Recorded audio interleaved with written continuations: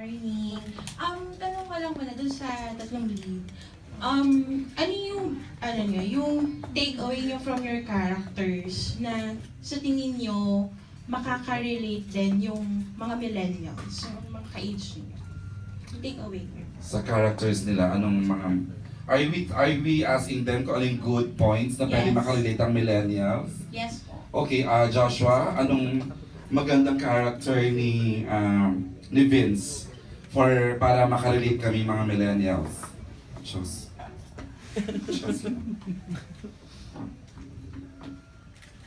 Siguro, parang wala. Edging. siguro para sa akin yung no filter, yung magpakatotoo lang. Ayan. Hindi ba siya nagpakatotoo? Yes, hindi siya Hindi ba? nagpakatotoo. Yung meron siyang vlog, si Vince, ganyan nilalagay lahat ng gusto niya sabihin sa isang babae.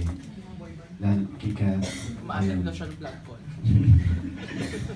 Ayun, magpakatotoo. May vlogger pala si Vince, no? Okay. Okay, Ronnie, ano yung good points na pwedeng the millennials, the age can learn from it, from your character? Parang same lang din ng kay Josh po kasi... Kaya-kaya lang? Ano po? And shake? Hindi, kasi yun naman talaga kailangan magpakatotoo kasi parang mahirap kasi kung...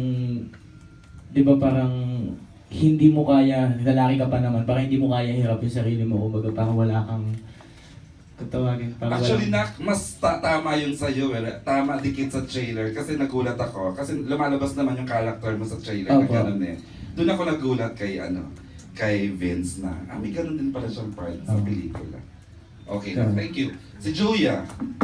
Ayun, siguro kaya pare-pareho yung sagot namin na no filter kasi the movie is really all about kung kaya mo magmahal talaga na walang filter. So, for each character, yun talaga yung makukuha natin. Pero siguro to make it different, siguro kay Kath, ang makukuha sa kanya is yung importance of forgiveness and yung pagbibigay ng second chance sa taong mahalaga sa'yo. Yeah, Libretto 19.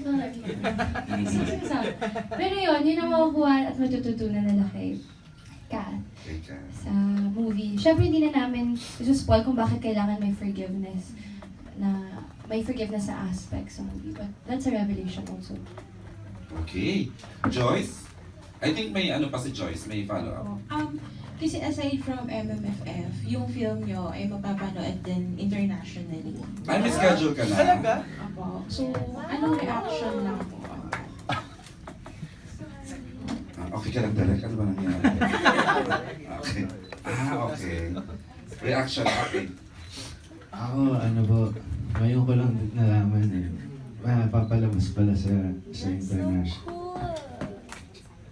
Siya. Masaya. Ayun. Masaya. Okay, bago sumagot. Yes, ako. Totoo. Sana ma-invite na. Bago sumagot ang ating cast, ito po, December 29, mapapanood po sa Middle East at saka sa Papua New Guinea itong Vincent, Kat and James. And of course, the 30th of December sa buong US po and Saipan. Wow! Mukhang si Ronnie sobrang happy. May mga relatives ka tsaka fans. Hindi, it's okay. Tama naman. Hindi kasi sakto kasi yung side po ng daddy ko puro taga-ibang bansa. So, Correct. mapapanood nila, hindi lang dito. Hindi na sila uuwi sa Pinas. So, yun po. Kaya, naiyak ko. Hindi, joke lang.